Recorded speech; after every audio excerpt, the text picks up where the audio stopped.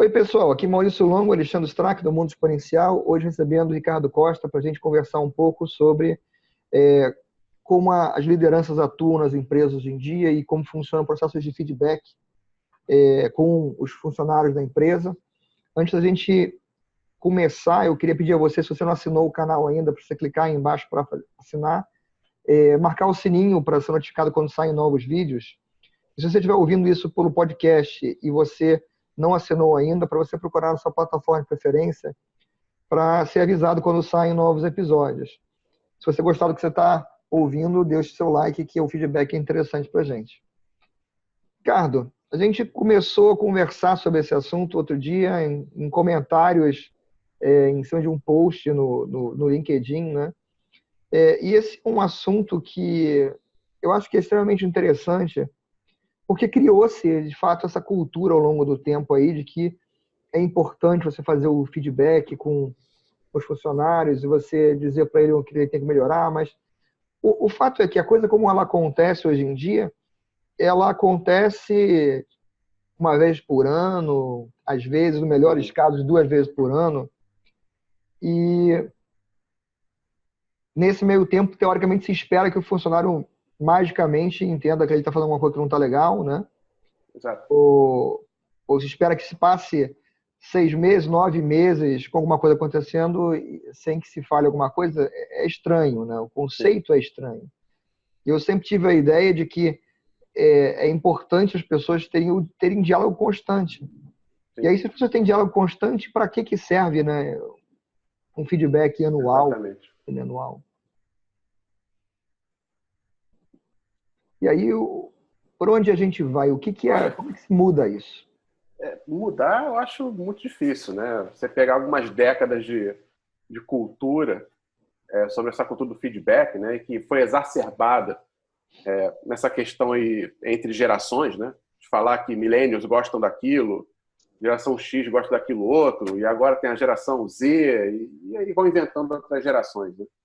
Essa questão do feedback, ela é interessante porque as pessoas, não é o feedback em si que é ruim, não é o mecanismo, mas a expectativa que se tem sobre ele e o resultado que se espera dele. A comunicação empresarial, ela tem que acontecer. Como você mesmo falou, a comunicação constante, está sempre tentando corrigir algum curso e também de trazer à tona coisas boas que precisam ser potencializadas. Essa comunicação tem que acontecer, mas esse mecanismo de tentar medir o que faz a empresa performar ou o que faz as pessoas performarem a partir de um formulário ou de uma série de perguntas que se chama de feedback, seja o sistema de 360, sistema de reviews anuais, enfim, todos esses sistemas foram criados. Na verdade, você está medindo coisas que são abstrações das abstrações. Ou seja, como é que você consegue medir ou ter um acordo comum entre o que é, por exemplo, business acumen? Se a gente perguntar para todo mundo, avalie o Maurício Longo, o Alessandro, o Ricardo em business acumen. Se eu perguntar na rua para 20 pessoas o que é business acumen, você vai ter 92 definições diferentes.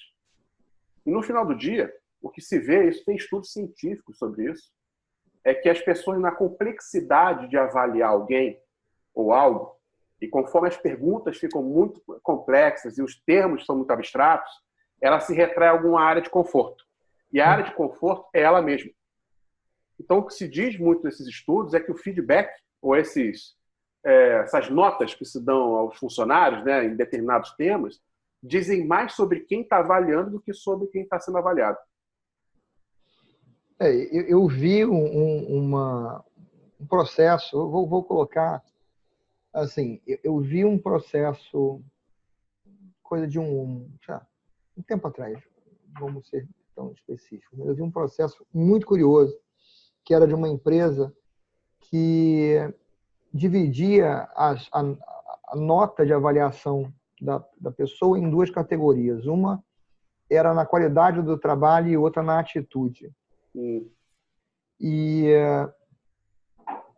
eu vi situações extremamente assim, insólitas, de gente querendo dar notas de atitude ruins para pessoas que tiveram uma excelente atitude. Por quê? Porque queriam que elas tivessem uma atitude diferente.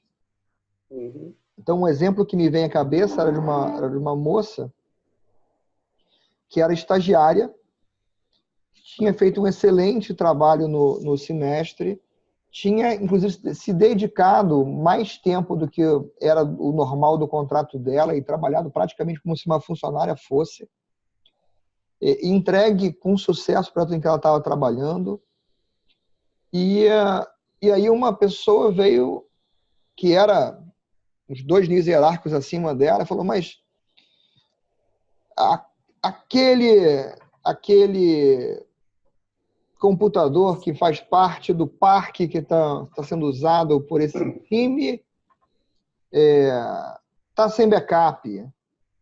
E ela não brigou para que tivesse backup. Como assim? Como assim? Isso não é atribuição dela, ela foi acima e além do que era atribuição dela. Aí você quer pegar uma outra coisa que era uma atribuição de alguém mais, né? E pegar para dizer, mas ela não brigou por aquela outra coisa que ela tinha que ir mais além do que ela foi para poder ter uma boa avaliação. Não faz sentido nenhum, né? Olha, isso não faz sentido para o que se quer medir, né? Esse é exatamente o problema de fundo do feedback, né? O problema do feedback, como ele é estabelecido pela cultura organizacional, ele coloca um em situação superior e outro inegavelmente numa situação inferior.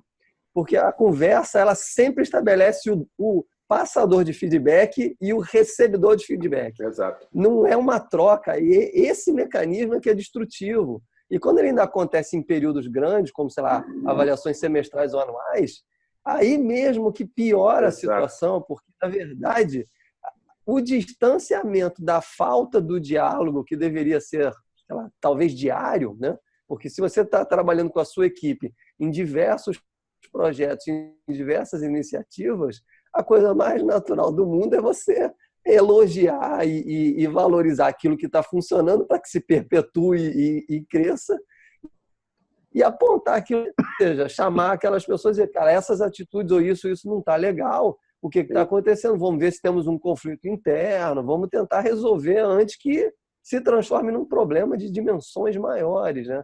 Só que isso parece que acumulando, e o indivíduo que quer passar o feedback, ele guarda aquele ressentimento maldito para largar no ato de elaborar uma avaliação que muitas vezes ainda tem impacto nas premiações das pessoas. É um absurdo sem tamanho essa técnica. É verdade. Isso não tem nada de positivo, isso não adianta e não ajuda em nada, né? Exatamente. Aí é onde, em alguns momentos, me chama a atenção o papel do recursos humanos, né? Ou seja, o recurso humano, ao ver esse deveria pensar, isso é algo para humanos? Faz sentido isso?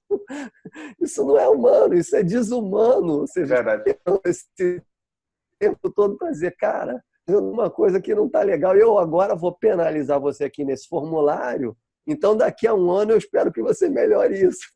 Não existe, o cara guarda um ressentimento, isso destrói, não constrói, né? Não, você mencionou 2 pontos assim, que são cruciais e é uma coisa que eu sempre discuti muito com as pessoas, seja de RH ou com funcionários que eu tive e também com colegas. Essa coisa, assim, a primeira coisa que é interessante do feedback é que o cérebro humano, a gente tem algumas falácias naturais, a gente tem vieses, isso faz parte do ser humano. E é engraçado que, assim, você, dado uma seguinte situação, como, por exemplo, chegar atrasado, não precisa ser um review anual, uma coisa trivial, você chegou atrasado num compromisso. Se você for perguntado sobre esse atraso, está falando de você, normalmente você tem um viés de atribuir situações externas, atribuir alguma questão fora do seu controle que te levou àquele atraso. Então, estava chovendo, alagou, ou teve um acidente, ou enfim, qualquer outra coisa, e que você não podia ter feito muita coisa a respeito. Do outro lado, imediatamente, a outra pessoa que está te avaliando, ela simplesmente ignora todos os fatores externos e transforma todo aquele caso em um fator interno seu. Ou seja, você foi responsável, você não saiu de casa mais cedo, você não está com a atitude correta, você não fez isso, aquilo, outro, porque você é assim. Então você tem um conflito natural nessa questão do feedback, de como avaliar as pessoas, porque o nosso cérebro está conectado, as sinapses estão feitas para isso. Quando falamos de nós, tentamos atribuir fatores externos para justificar por que nós fizemos alguma coisa. E quando se fala do outro, tudo é personalizado na pessoa e se ignora totalmente o fator externo. Então você tem vieses dos dois lados. E essa questão da nota, ela é uma questão assim também muito curiosa, porque talvez muitos que estão assistindo aí não conheçam, porque nem toda empresa tem um sistema de feedback, né? Tudo isso, mas quem já está há muito tempo na estrada e já trabalhou em muita multinacional, a gente vê que tem um modelinho padrão. Você tem normalmente um review anual com alguns temas que o que quer dizer, às vezes ninguém sabe, né? Como eu falei aqui, business acumen, attitude, então, sei lá, são criadas várias abstrações das abstrações para tentar criar uma forma de avaliar. E aí se tem uma nota que escala de 1 a 5. 1 é, cara, você vai demitido agora, e 5 você é um top, tá? É um rockstar. O que pouca gente sabe é que existe uma espécie de cota não declarada de quantos funcionários podem cair em cada nota dessa. Então, assim, as empresas têm uma cota de 5. Tem uma cota de 4. Que é baixa normalmente. Muito baixa.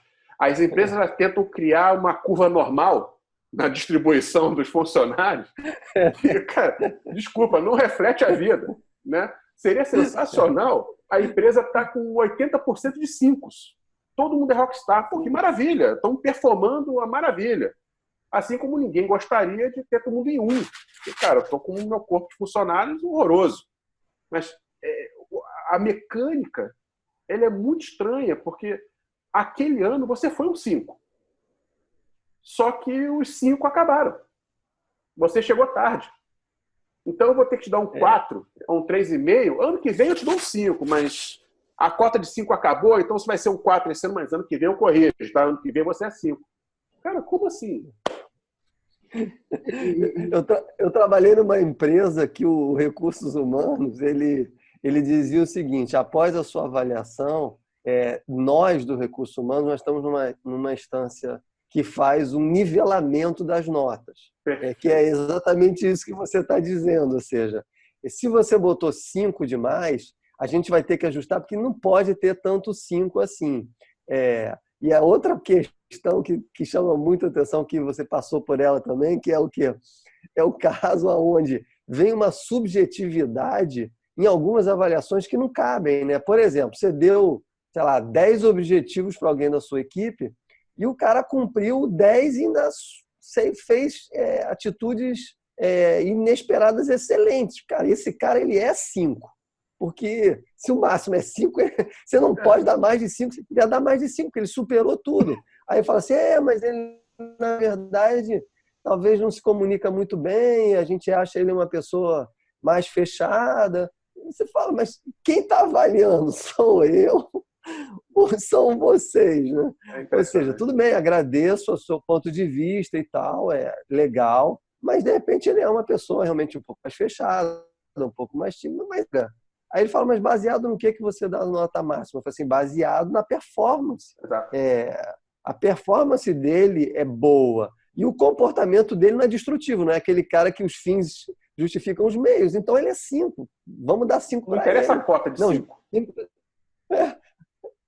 Os 5 acabaram. Desculpa aí, você não pode dar tanto 5. Se eu tivesse avaliado você anteontem, isso era 5, mas aí, pela fila, você caiu no 4. Exatamente. Não, eu já vi situação, assim, para mim é a mais insólita, que é o seguinte: você tem um time pequeno que está sendo avaliado, vamos dizer, um time de 3 pessoas.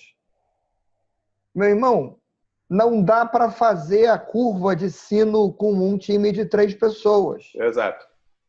Aí você tem um time que durante vamos dizer assim, o semestre, está variando o semestre, durante o semestre, passou semanas virando noite para trabalhar, para fazer uma migração, um negócio que resultou numa economia de 2 milhões por ano para a companhia, que agilizou o funcionamento, parará, parará, parará. E aí você vai lá e você fala que é 5, 5 e 4. Aí vem outra pessoa, não, mas não pode ser. Como assim não pode ser? Não pode ser, tem que ter alguém que não é bom no time. Como assim tem que ter alguém que não é bom no time? Então, mira bem, o resultado da empresa nesse semestre não foi bom. Se todo mundo no time fosse bom, a empresa estaria indo bem. Se a empresa não está indo bem, então porque todo mundo não é bom? Gente, pelo amor de Deus. Impressionante. Né? Isso, ao meu ver, isso é falta de capacidade de raciocínio. É básico. É básico. Né? Se você está falando assim, do universo, é verdade, eu não posso ter a empresa talvez não possa ter 50% de 5, já que o resultado dela não está bom. Mas mesmo isso seria questionável. Exato. Porque o resultado pode não ter sido bom, porque a direção da empresa e o conselho resolveram comprar uma outra empresa num negócio que não deu certo.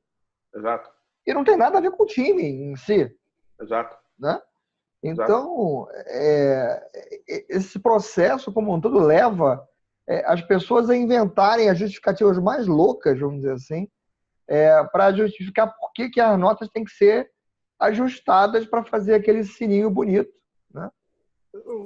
Assim, tem primeiro essa ilusão, né, de querer transformar o mundo, normalizar o mundo, né, criar uma curva normal ali, um sininho perfeito. É uma coisa assim que não dá para entender, né? Aquela coisa do alfaiate que se a roupa não cabe em você, ele corta um pedaço seu. Né? E não tenta ajustar, né? É aquela coisa assim. Mas tem um tema interessante que o Alessandro levantou, que é essa questão da subjetividade desses termos.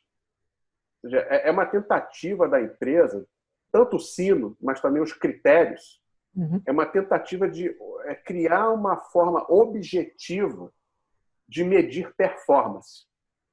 E é fácil você medir performance pelo EBITDA, pela margem, ou enfim, por números ali, um balanço, alguma coisa. Mas como é que você consegue medir performance de uma pessoa, um ser complexo pra caramba como ser humano? O que é performance de um ser humano? E a própria distribuição, Ricardo, você sabe quando você tem aquela brincadeira que você solta as bolinhas Sim. vão caindo e elas formam o sininho? Isso. As bolinhas são esferas perfeitamente idênticas. Exatamente. Seres humanos não podiam ser mais distantes disso. Exatamente. Eles não têm nada de idêntico com o ser humano do lado, né? Exato. Irmãos gêmeos não são idênticos.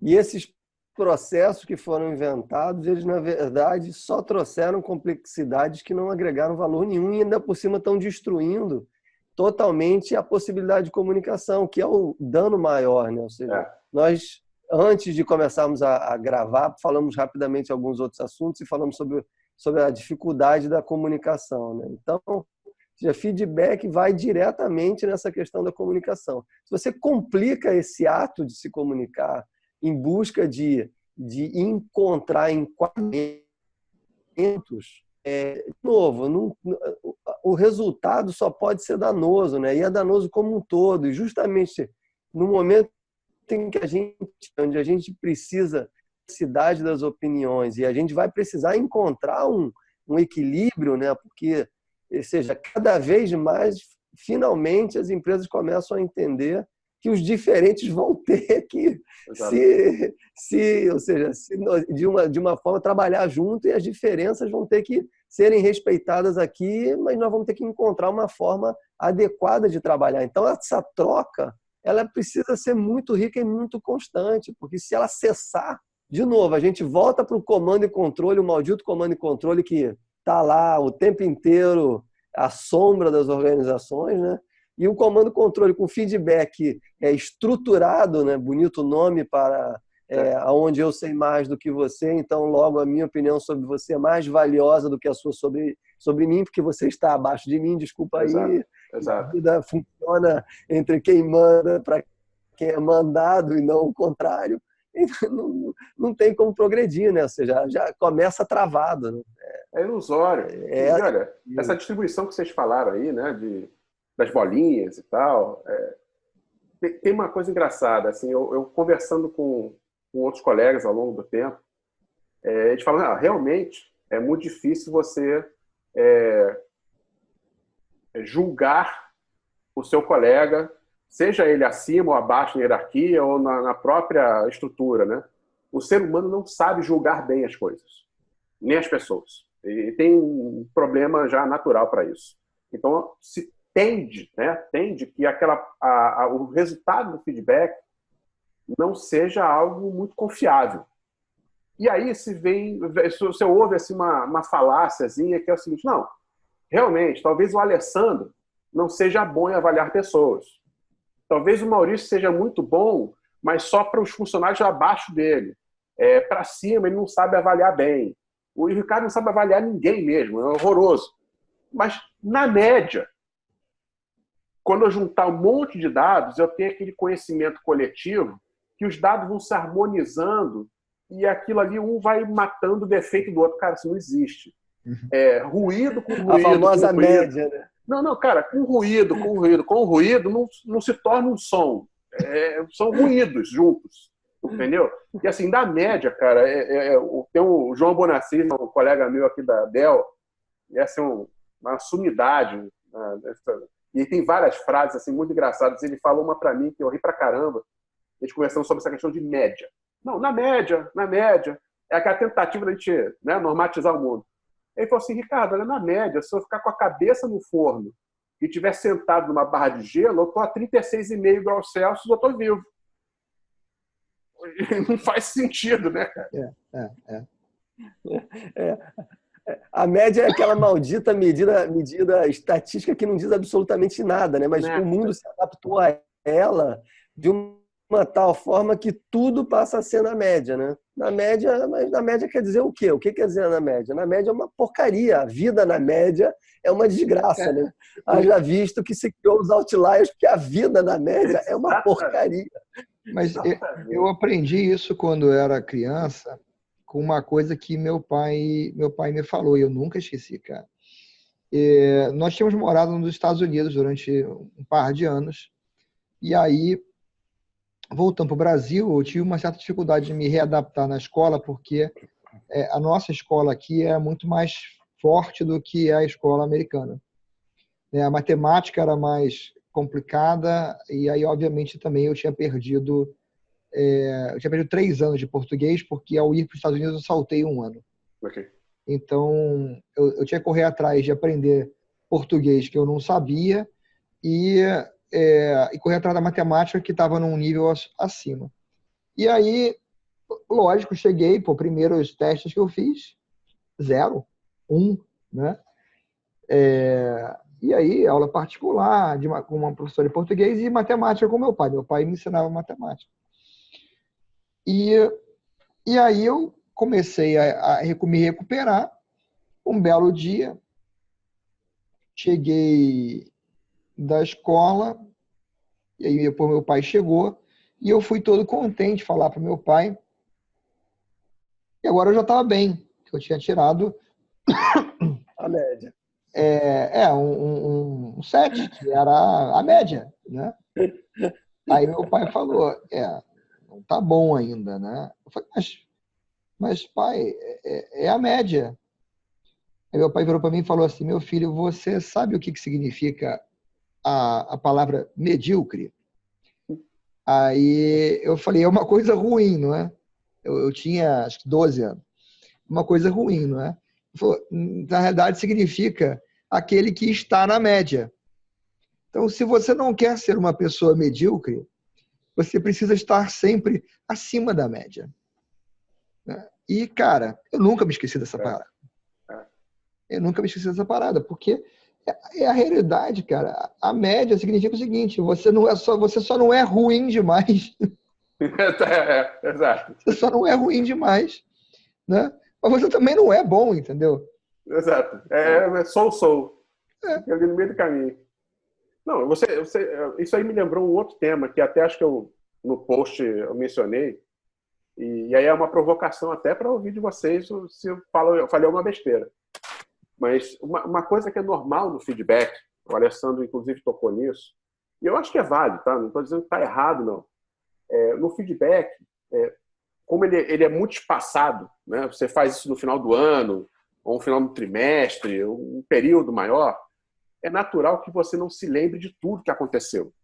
Você eventualmente vai ter uma lembrança de uma coisa muito ruim que aconteceu, uma situação mais complexa ali, que vai ficar gravado na cabeça do gerente que, olha, esse cara aqui fez uma bobagem, né? Mas as coisas boas também podem se perder na memória. E acaba que você avalia aquele funcionário com base em 2, 3 fatos ao longo do ano, e talvez nas últimas 3 semanas ou nos últimos 2 meses que você observou esse cara. E aí você define todo o ano em cima disso. E normalmente o feedback, pelo menos a minha experiência, se gasta um tempo muito maior falando sobre as coisas ruins que você tem que melhorar. E muito pouco tempo sobre as coisas que você é bom e que você pode aprimorar para ficar excelente. Então eu fiz a brincadeira no post falando, por exemplo, do Romário. Bem que o jogador de futebol, cada um tem um gosto, tá? Mas o Romário, para mim, foi um goleador sensacional. Ele não era bom de defesa, não era bom de nada, mas ele era bom de fazer gol. Ele sabia fazer isso. Então ele treinou e foi treinado, massacrado para ser excelente em pegar a bola, mirar para o gol, dar aquela corrida dele e fazer a bola entrar. Ele não sabia fazer defesa, os passes deles eram sensacionais, mas ele também não se preocupava com isso, ele estava preocupado em se desmarcar, virar a bola para o gol, aproveitar a oportunidade de fazer o gol. E o cara virou uma lenda, ganhou troféus, ganhou Copa do Mundo, aquela coisa toda. Imagina o tempo que seria perdido, o quanto de performance o Romário poderia não ter se ele tivesse gasto muito tempo nas coisas que ele não era bom naturalmente. Ao invés de ele gastar esse tempo que é valioso naquilo que ele já era bom. E o feedback eu vejo muito disso. Você foi muito bem, Maurício. Excelente, você é um belo funcionário e tal, mas eu acho que você pode melhorar nisso, isso aqui você não é bom, isso aqui é aquilo outro. Perfeito, corrigir, faz parte. Mas eu acho que há uma atenção exacerbada sobre querer melhorar o que você é naturalmente mal. As pessoas têm o seu lado ruim, não tem um jeito para aquilo, não tem um perfil, e você tenta tornar esse cara pelo menos medíocre. Enquanto isso, o cara não está desenvolvendo a parte melhor dele. Eu vou dar um exemplo, eu mesmo, eu pessoalmente.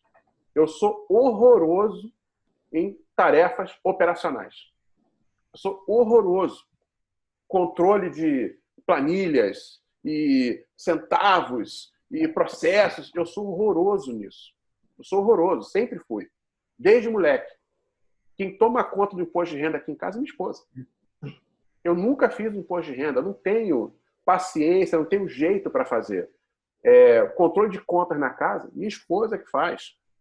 No trabalho, cara, fatalmente tem um monte de tarefas hiperoperacionais que eu acabo tendo que fazer, faz parte, mas se você me perguntar que eu sou um talento nisso, ou que eu faço bem, sinto muito, eu não faço. E não é porque eu não gosto só, não é o meu perfil. Então, em vez de ficar cobrando feedback de eu melhorar essa coisa que naturalmente eu não sou bom, que no máximo você é medíocre, que tal no feedback você ver, olha, o seu lado forte é esse, eu adoro o seu trabalho, a sua performance está ligada a esse ponto bom que você tem, então vamos trabalhar para isso daqui ficar super, mega, super, e eu vou te colocar numa posição onde esse lado ruim seu não tem muito peso na tarefa. Enquanto isso, a sua parte boa vai ser super melhor aproveitada nessa outra posição. É loucura o que eu estou falando? O que vocês acham disso? Não é loucura, e ela totalmente alinhada com a questão que eu comentei ainda há pouco, né? A gente vem ao longo do período, digamos, da forma onde as empresas foram organizadas, onde a questão da pirâmide vai fazendo esse formato, né? Ou seja, você, para subir, você tem que ser o melhor elemento da espécie, né? Aquele melhor elemento é o melhor elemento que detém superioridade em tudo, ou no mínimo ele é o medíocre, que a gente vem falando aqui do mediano. Então, sempre que a gente vai avaliar, a gente inegavelmente pega essa régua de medição, né, e traz para esse negócio. Aonde que ele não está bom, né? Porque aonde que ele não está bom é o que muda e que a gente não permita evolua. Porque ele não pode evoluir, porque aquele ponto é ruim. E isso faz com que, na verdade, a gente destrua a possibilidade da complementariedade, né? Porque é exatamente isso que você estava falando. Você, na sua casa, não é bom, por exemplo, na parte da administração das contas, mas você delega para alguém que faz muito bem, sua esposa, e ela que talvez tenha alguma deficiência ou não é tão boa em alguma outra habilidade, deixa para que você a desempenhe. Ou seja, vocês em conjunto encontram uma harmonia que funciona bem. Ou seja, aqui, essa história hierárquica vocês conseguem destruir na sua vida normal. É o que nós fazemos na nossa vida normalmente. Agora, quando a gente se organiza, né, seja em algumas... A gente parece que tem essa necessidade vital de buscar que todos sejam excelentes, né? E não funciona. A gente vê os próprios nos esportes coletivos, né? É uma coletividade, né? Não tem o melhor de cada posição, tem o melhor que performa bem e que entrega aquele bom resultado, né? E aí você sai do viés. A tendência seria que você conseguisse sair do viés, né? Acho que a gente está passando por esse período onde a gente está tentando destruir essa questão de eu estou em cima, então eu sei mais do que você e eu sou você em todas essas atribuições. Isso é falso, né? Isso é absolutamente falso, né? E se você se mantém assim, acontece vícios, né? Você nunca vai contratar um melhor, porque você vai procurar no melhor um ponto que o piora em relação a você, porque você quer se manter hierarquicamente superior. Desgraça, né? Ambientes desgraçados, né? Porque tem sempre o ser superior, né? E você leva a situações, no final das contas, que são... Vou pegar um exemplo que eu sei que muitas pessoas não gostam, e eu até reconheço, vamos dizer assim, razões para não gostar em alguns casos, mas acho que é pertinente, né? Tem a famosa questão que é atribuída ao Steve Jobs sobre os A players, B players, C players. Mas isso que o Alexandre colocou é uma realidade. Se a sua preocupação é que você tem que ser superior aos outros, você não vai nunca buscar contratar uma pessoa que tenha mais conhecimento que você. Porque você se sente ameaçado, e a gente vê isso para todo lado nas empresas. Né? Não existe a expectativa de você trabalhar com uma pessoa que seja tão boa quanto você naquilo que você faz, tendo a certeza de que amanhã, tendo uma outra oportunidade que você quer ir, você vai poder deixar com aquela outra pessoa que também é tão boa quanto você no que você faz. A forma de olhar a coisa é majoritariamente diferente. Não, se eu contratar um cara que é muito bom, esse cara ele vira um concorrente pela minha posição. Né?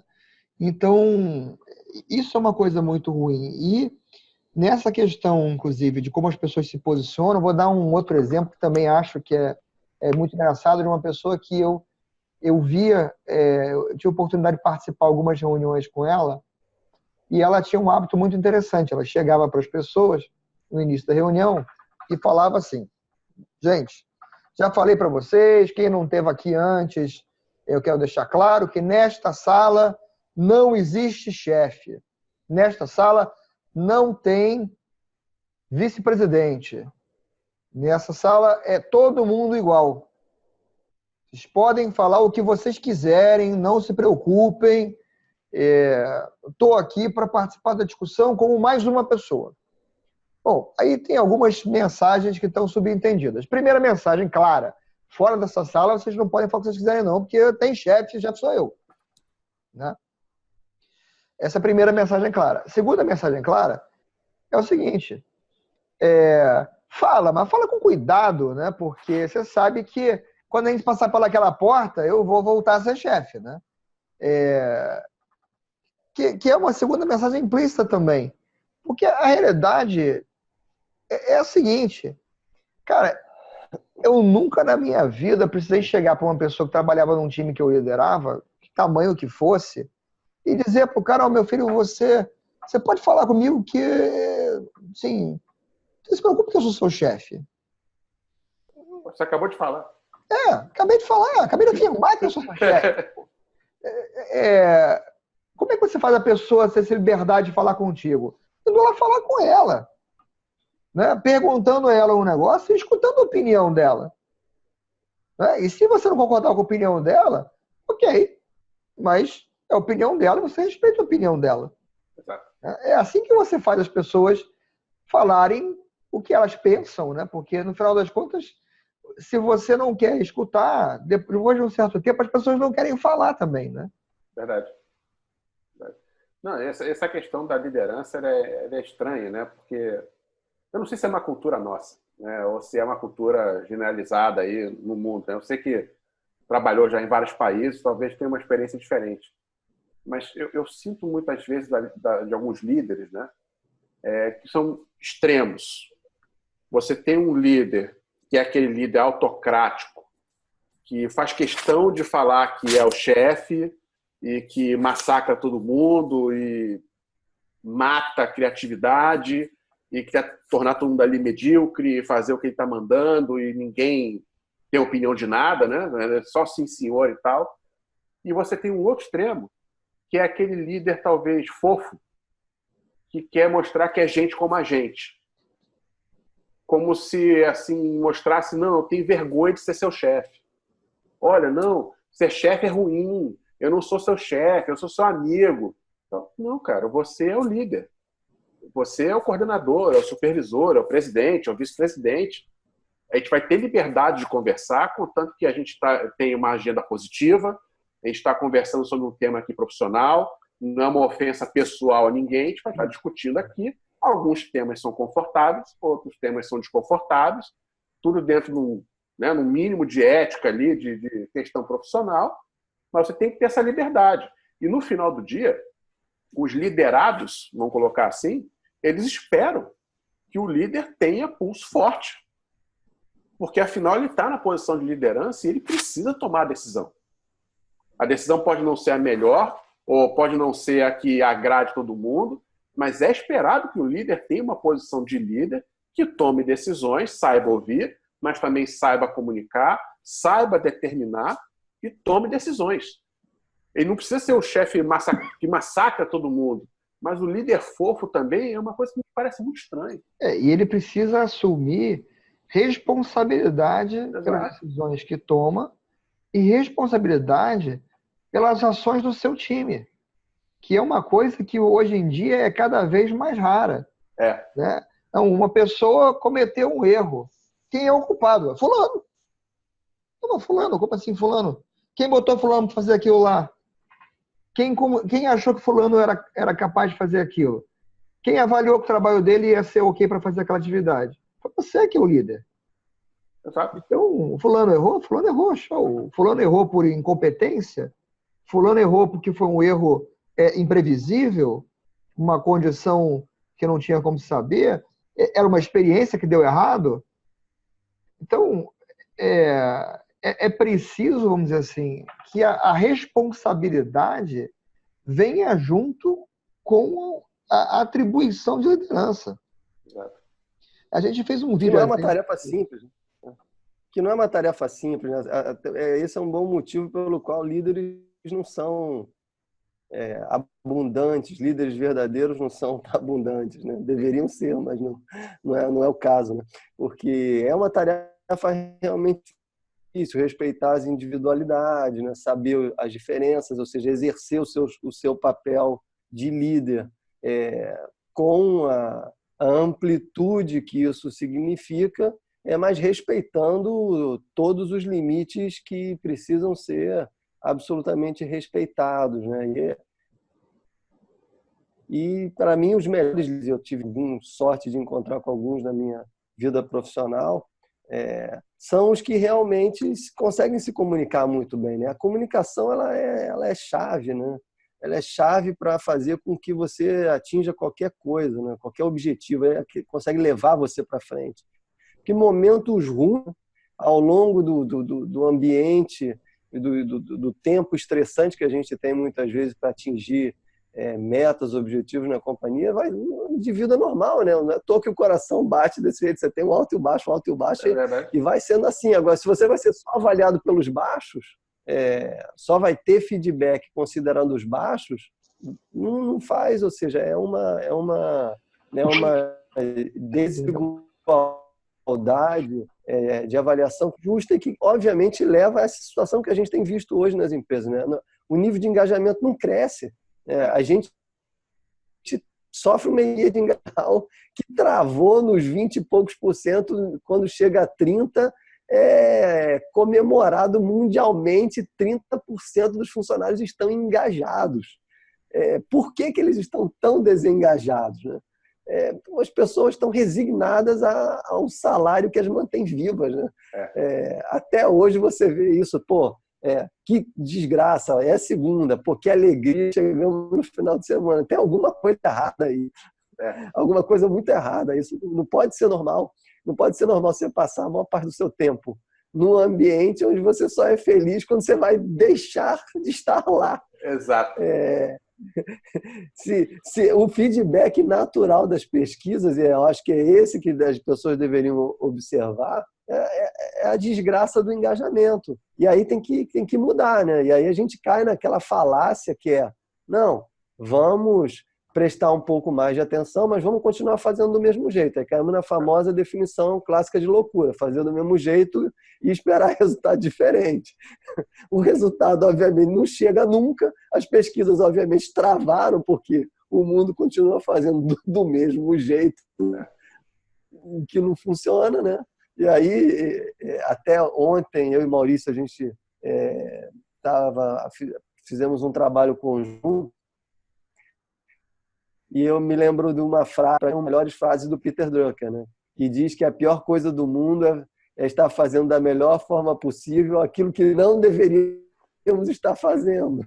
E é isso, né? Ou seja, estamos fazendo o melhor feedback de um jeito que não serve para nada. Então, vamos jogar fora.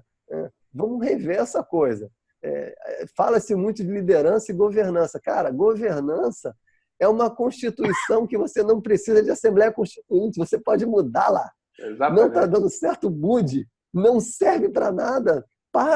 Vamos parar agora. Por que a gente vai continuar seguindo uma coisa que nos prejudica? Se a gente tem o poder de transformar ela ou mudar e fazer uma coisa diferente. Esses travamentos é que realmente estão fazendo com que as companhias ainda continuem com esse grave problema de engajamento. No momento em que fala-se tanto de digital e a gente sabe que o problema é humano. Teve uma coisa, Ricardo, que é engraçadíssima. Quer dizer, é engraçado, não vamos negar que é engraçado, né? Mas deveria ser triste. Mas tem uma série de coisas, cara, que a gente vê no dia a dia nas empresas. E a gente gravou até o vídeo, acho que o número 42 é sobre esse negócio. Que uma série de ações, cara, que assim, se você lê a descrição delas, você vai ver que você já viu elas em várias empresas, acho que você trabalhou, né? E cara, essas ações, esses processos, vamos dizer assim, elas estão escritas num livro, cara, que é um manual publicado em 1944, intitulado Manual de Simples Sabotagem. Ele foi publicado pelo órgão que antecedeu a CIA para ser distribuído por agentes americanos infiltrados na Alemanha, para prejudicar o esforço de guerra da Alemanha, atrapalhando o funcionamento das empresas alemãs.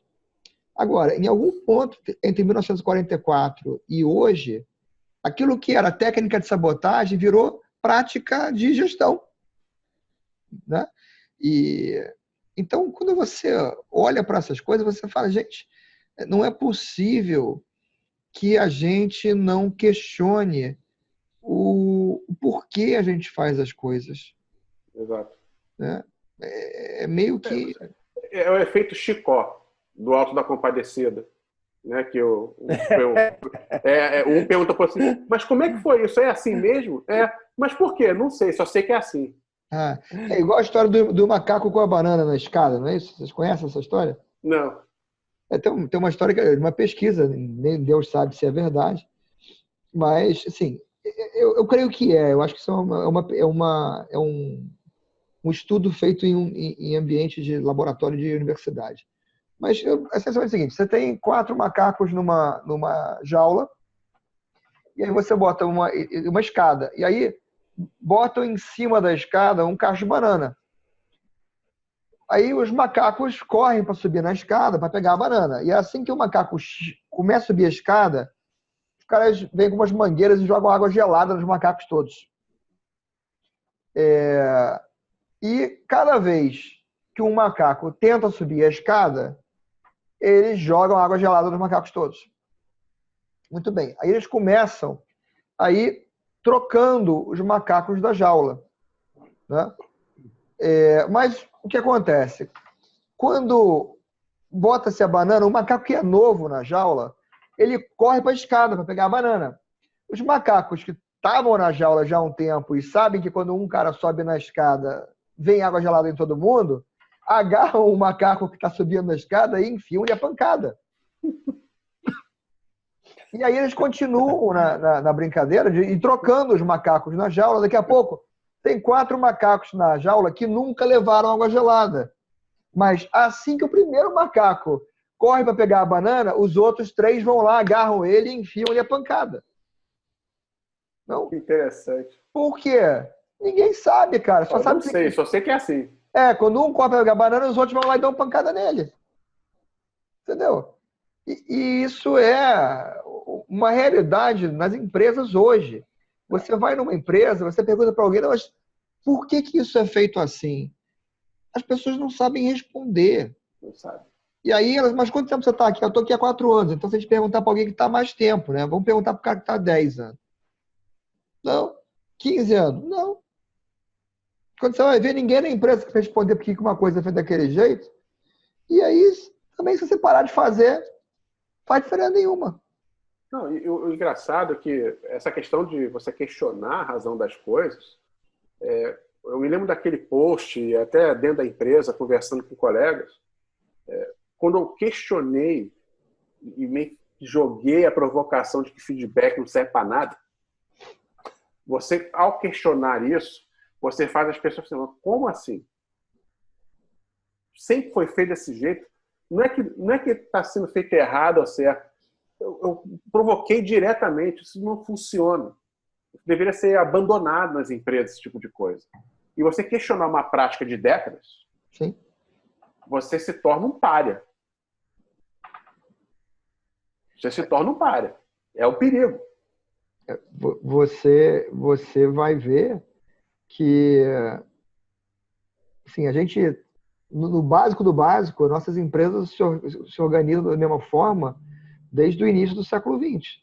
Exato. A gente segue os princípios da gestão científica do livro do Frederick Taylor, que foi escrito para uma época inteiramente diferente, que separa quem pensa de quem faz, claramente, e chama dessa forma. Exato. E a gente vive numa era onde não existe o cara que faz e não pensa. Assim, ou seja, a forma como as empresas funcionam hoje é inteiramente inadequada à realidade do século XXI. Exato. Agora só precisamos fazer com que elas entendam isso. Não, isso leva muito tempo. E a gente estava falando do sininho, né? De tentar normatizar tudo e tal. Você vê essa questão de Net Promoter Score, né? Employer Branding. Enfim, são criados vários nomes aí para tentar medir uma abstração, que é o quão satisfeito aquele funcionário está em relação à sua empresa, né? E aí tenta se abstrair mais ainda essa abstração, dizendo que é a cultura. Não, como você acha que é a cultura da empresa? O que é a cultura da empresa? Assim, é a abstração da abstração no nível máximo, né?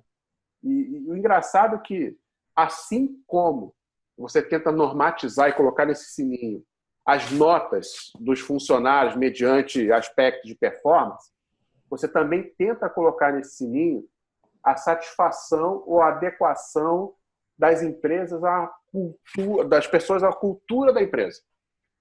E fica notório, assim, quem observa um pouquinho mais, que dependendo do departamento onde você trabalha, da função que você cumpre e do líder que você tem, a sua percepção e experiência com a cultura da empresa é completamente distinta de um outro departamento X da empresa.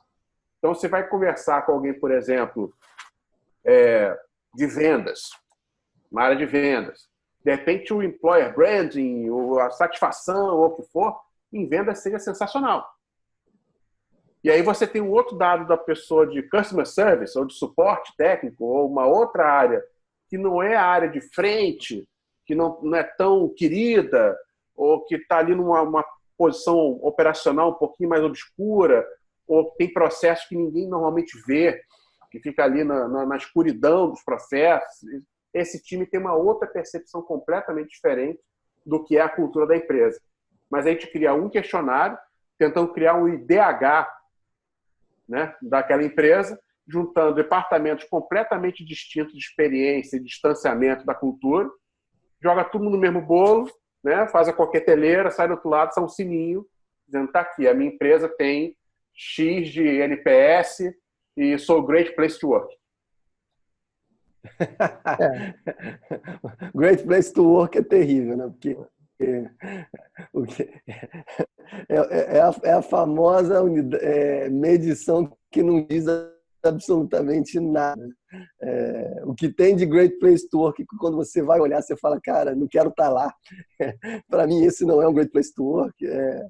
Cresce. Eu te digo assim, eu acho bonito, né? Eu acho bacana a tentativa e tal, mas na veia ali, Alessandra, eu te confesso que é mais uma questão de branding do que, de fato, medir alguma coisa ali, performance, e tentar sair do outro lado com alguma coisa interessante.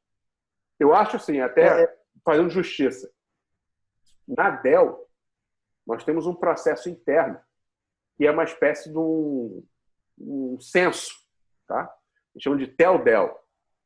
É uma série de questionários, enfim, uma pesquisa, questionário bastante detalhado, onde você opina sobre diversos temas em relação ao seu trabalho. Que vai desde o seu relacionamento com sua gerência, com a liderança da sua ilha de trabalho ou da sua linha de negócio, como também das ferramentas que você tem para trabalhar, da liberdade que você tem de fazer o seu trabalho, se o seu trabalho te satisfaz ou não. Eu confesso que, apesar de alguns pontos serem abstratos, o tipo de pergunta que é feito nesse questionário, ele resulta em algo bastante interessante, porque cria itens de ação. E, ao final desse tema, os líderes aqui dentro, eles apresentam, olha, baseado no que vocês falaram, nós vimos que estamos falhando nas ferramentas do processo X. Estamos falhando com tal coisa aqui. E isso aqui está muito bom. E, para resolver isso, nós fazemos isso, nesse prazo e dessa forma. Então, assim, essa é uma experiência boa para contrastar com todas as ruins que a gente falou, uma experiência boa de um processo de feedback de comunicação corporativa. Dentro da Dell realmente existe. Mas não é uma prática comum no mercado, não. Né? E coletivo, né? Porque, como você falou, você pega, ou seja, a coletividade, né? E aí, ou seja, você está ouvindo o todo. Porque a gente falou muito das questões negativas, mas é porque o que se tornou normal é você não poder dar as opiniões verdadeiras, né? Porque as Exato. opiniões verdadeiras que incomodam, né? Que causam o desconforto porque você está apontando aquilo que sempre foi feito e que não faz sentido, o Maurício comentou ainda há pouco. Ou seja, na verdade, na grande maioria das companhias, a cultura ou a prática vigente é que você saiu da curva da forma errada, né? Você está trazendo uma contribuição, dizer, cara, isso não está funcionando. E é muito perceptível que não agrega valor nenhum. Além de não agregar valor, retira valor de algo que eu poderia estar fazendo melhor. Ou seja, eu estou deixando de fazer o meu melhor por causa desses e desses pontos que me trazem problemas. E eu observo que esse mesmo mecanismo traz problemas para outras pessoas também da minha equipe, ou também meus colegas e também até meus superiores. Será que não faz sentido a gente destruir essa regra? Vamos deixar de fazer um tempo para ver o que vai acontecer? E a grande maioria das vezes o que você recebe de feedback é não, cara, essa é a forma como a empresa trabalha, essa é a governança existente e nós não vamos desafiar isso, porque é assim que funciona. Quando você trabalha em multinacional, eu também tenho uma longa história de multinacional, ele ainda diz assim, não, isso funciona em 35 países no mundo, não há motivo nenhum para mudar isto aqui. Eu falei assim, cara, eu moro aqui, eu vivo neste lugar e nós temos que entregar resultados nesta realidade. Se nós não vamos transformar esta realidade para nosso melhor, não interessa as outras 34. Pode ser que lá seja funcional. Aqui não é. E é assim mesmo, humanos são diferentes. Os líderes fizeram o mesmo MBA, né? Todos eles fizeram a mesma escola, não tem diferença. Exatamente. Senhores, deixa eu convidá-los a gente fazer um fechamento aqui, porque a gente já está, acho que passando de 1 hora. Caramba! Não, cara, assim, quando a conversa é interessante, ela vai longe. E eu inclusive, Ricardo, já te estendo o convite para você voltar e conversar com a gente de novo. Pô, show de bola. Porque, assim, eu acho que da linha a gente está indo, a gente tem muito mais para discutir, mas aí a gente vai entrar no foco da cultura em si, propriamente dito, que também é um outro assunto que merece muita discussão. Claro. Mas aí a gente já ia levar para 2 horas e tal, e a gente... cara, ninguém vai ter paciência de assistir tanto, não. Pô, não é verdade? A 1 hora já é difícil. Mas, sim, cara, eu queria te agradecer muito por ter aceitado o convite para vir bater um papo com a gente. Foi muito interessante. Tanto que, é que eu falei, por mim a gente continuava aqui mais um montão, mas a verdade é que depois as pessoas não vão assistir, então melhor a gente... Vamos deixar uma coisa para o outro, vamos deixar para outro vídeo, né? Não vamos matar tudo agora, não. Não, foi ótimo. Acho que o papo vai ter muito rico de insights para quem tiver vontade. Digamos, a vontade de ir seguindo, né? Porque a gente começou de um jeito, a gente foi mudando, a gente orbitou ao redor do tema e o tema ele é rico e é um problema que aflige as pessoas, né? Ou seja, vale a pena prestar atenção e estar, digamos, aproveitando dos insights. Não somos as pessoas mais perfeitas do mundo e nem temos a última palavra. Exato. Mas temos diferentes experiências de vida em diferentes ramos e encontramos problemas similares, né? Então, e que isso sirva de incentivo para que as mudanças aconteçam, porque nós estamos fazendo a nossa parte, trazendo a luz e provocando mudança. Obrigado, Ricardo, por ter aceito e por ter enriquecido muito o debate. Não, eu que agradeço o convite, assim, foi um papo super bacana. Eu prefiro esse papo do que uma série de acadêmicos aqui discutindo teoremas, né? É um papo raiz, né? A gente está conversando aqui sobre temas, né, de uma forma variada, colocando experiência para fora e percepções que talvez muitos não vão concordar. Alguns vão falar, vão torcer o nariz, outros vão ter aquele insight, nossa, nunca imaginei nisso, tal. Eu acho que essa aqui é a riqueza desse tipo de conteúdo e para mim foi um prazer, cara. Assim, eu gosto muito de conversar dessa maneira solta, leve, que eu acho que a comunicação ela fica beneficiada, por a gente é mais natural do que a gente ficar ali na academia, né?